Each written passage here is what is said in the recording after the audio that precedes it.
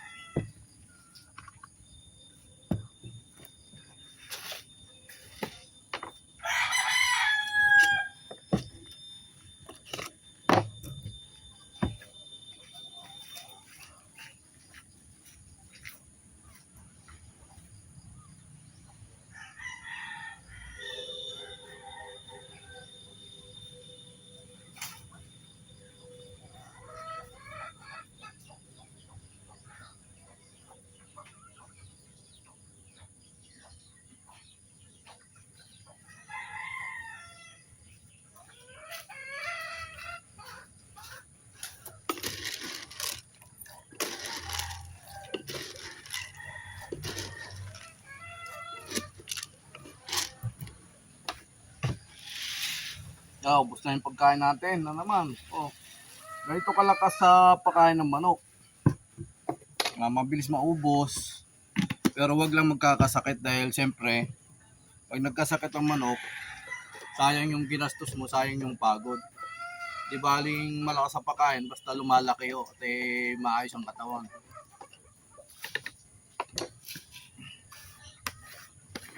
Yan, wala na rin laman, oh. Bubuhos na rin natin yan. Puro wala nang laman ang ating lalagyanan.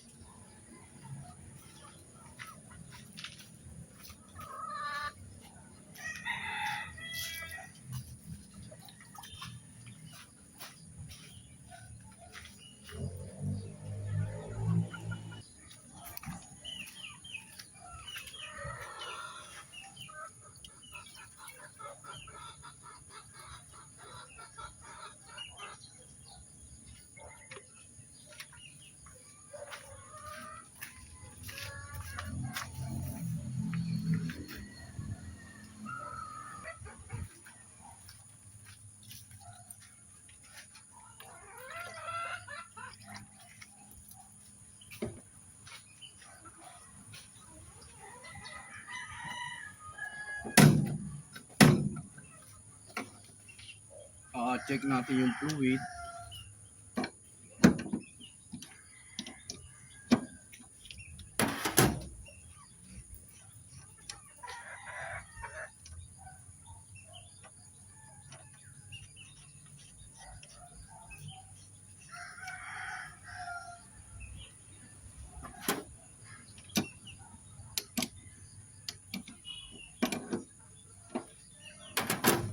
Good morning, nagpalang umaga, kalayang kabayan. Please follow and share to my YouTube channel. Huwag po kayo magsawang manood ng mga vlog ko. Supportahan nyo po, paki-like, subscribe. At ay tayo na-check na natin yung ating mga itong gaya ng radiator. Nilagyan na natin ng tubig, yung fluid, tinignan natin, yung langis, tinignan na rin natin. Okay na po. Tapos yung pagpapakain natin ng manok, itutuloy po natin ngayong araw na to.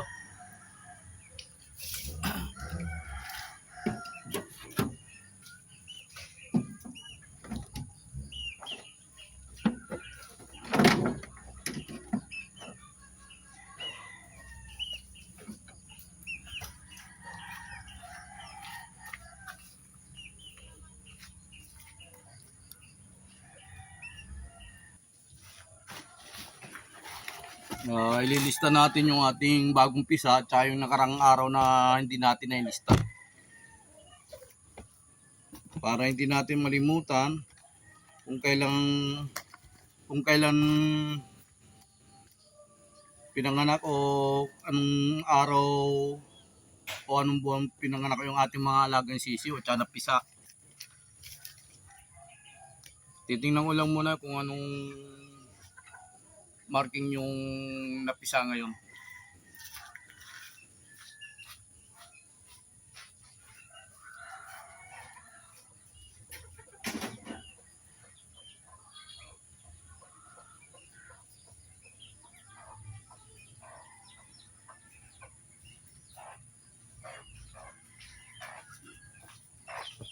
Fighter ho ito eh.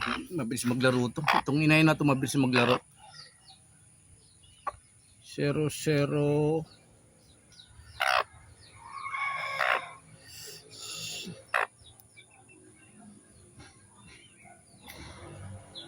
004 004 po ang marking nito, ang ang singsing nito 004. Anim ang sisiw.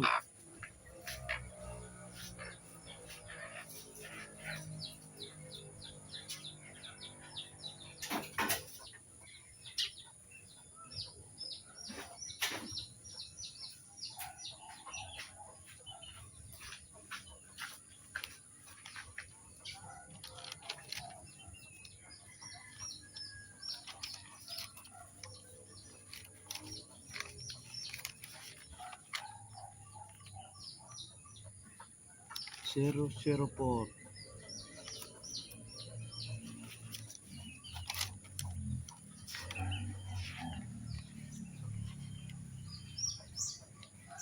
Yung 004 ito.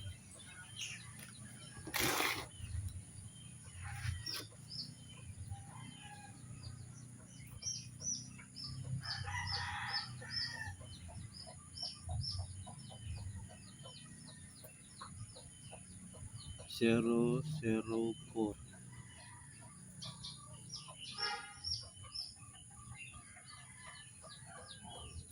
Broodcock 040.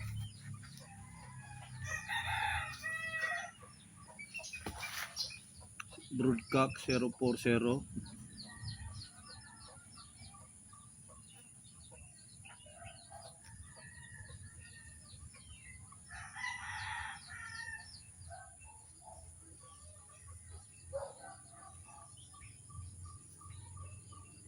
Zero, 04 Broden.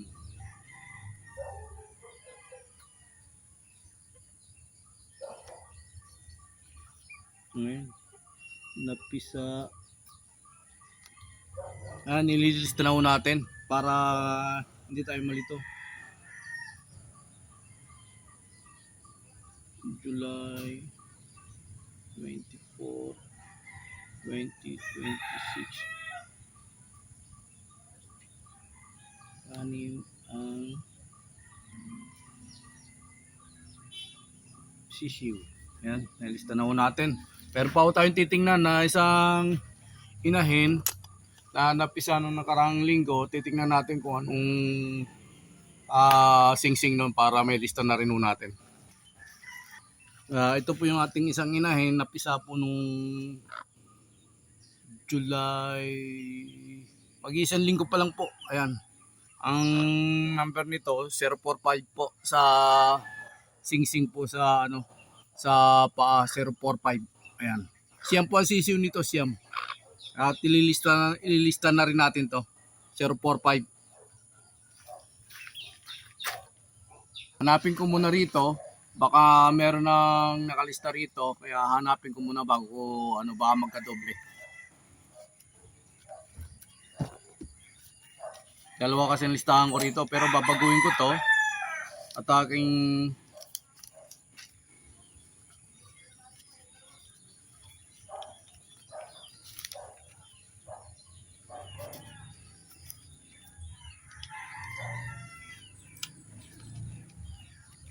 wala pa. Dito na natin ilalagay sa bago.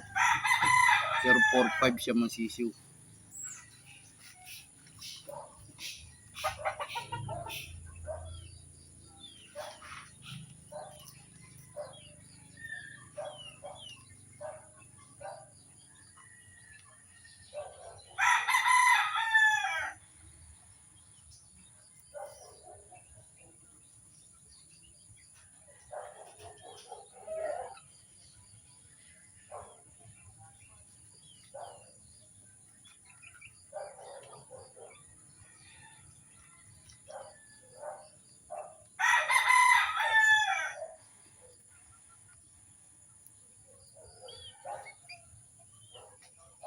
Ito yung pinakita ko sa yung 045 na Bruden. Unang pisa pa lang niya ho yan. Unang pisa pa lang po. Kaya unang pisa siya mang sisiw.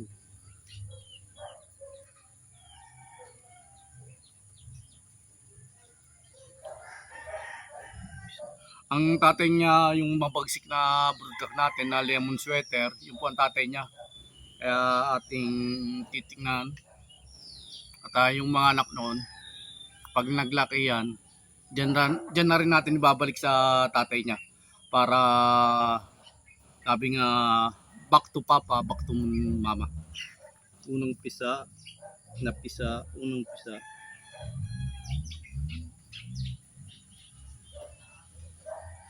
Siyam ang sisiw.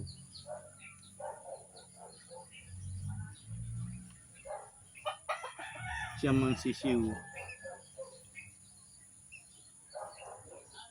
Napisa ay July, ngayon? 20, 15.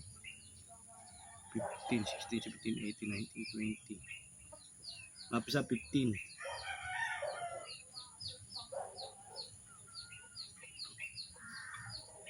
2026. Ayan. Diyan nilista na natin para hindi tayo malito. Ayan po, nilistahan natin. At wala po siyang marking. Mamarkingan natin pag malalaki na dahil medyo pag nagmarking tayo sa paa, nagkakaroon ng problema yung paa niya. Na tawag nun, nabubutas o nasisira ang pagkabutas. Kaya tuloy na tayo sa ating ginagawa. Magpapakain muna tayo ng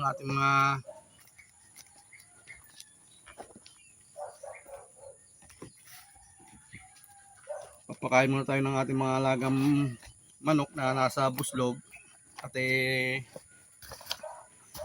para matapos na po yung ating ginagawa.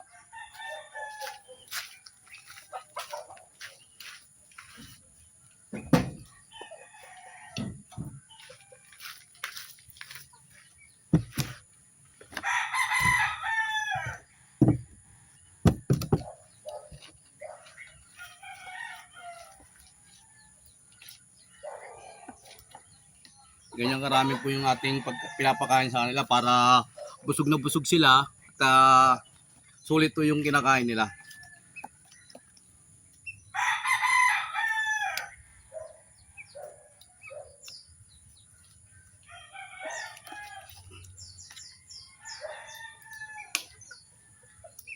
Phew! Gugulo na naman kayo ha. Pinakain ko na kayo, hinagisan ko na kayo. Iba naman tong pagkain na to. Itong pagkain nito, ito yung mga nasa nakakulong.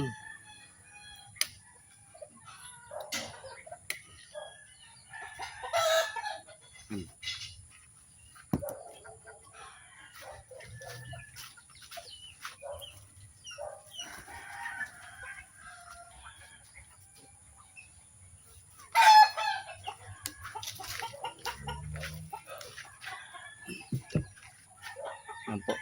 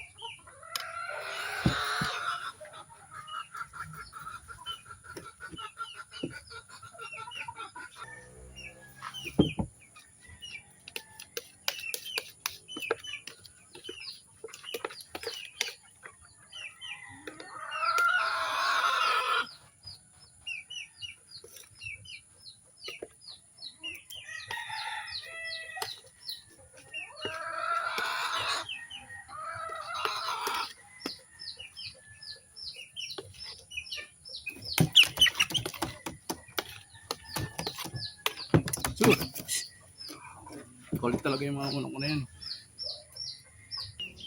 Yan, pakakain natin yung burgak natin. Dahil maraming babae nakaabang.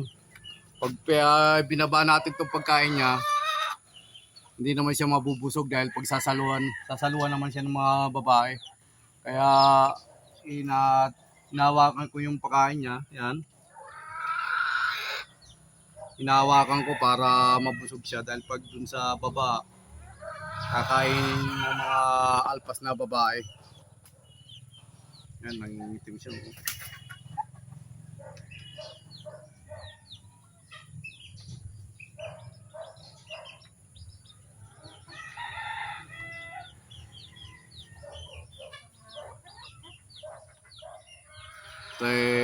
I-check muna natin yung bago tayo umalis. Bago tayo bumiyahe, i-check muna natin lahat yung ating mga alagang manok.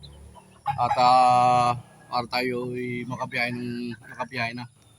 Dahil siyempre, sa dami na ating manok, kailangan natin ma-check. Tapos, maayos natin, napakain natin, malagyan natin ng tubig, yung mga kainan nila. Para meron silang iinumin na tubig sa paso.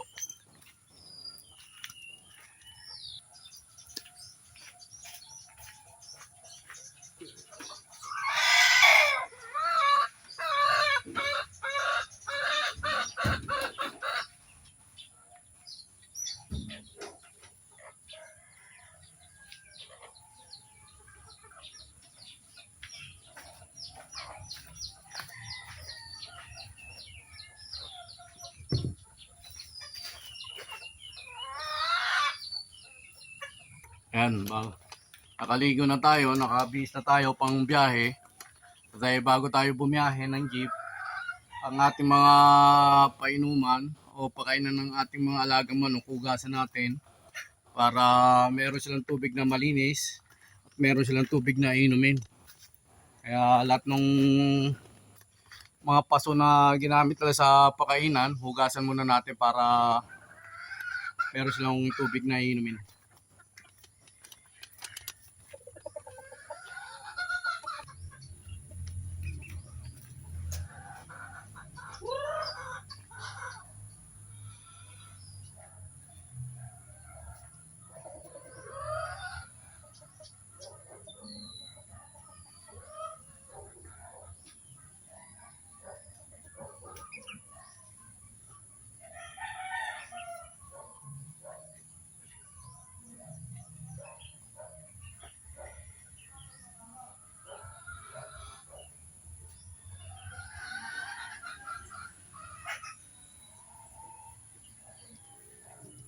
Alis nyo, Whitey.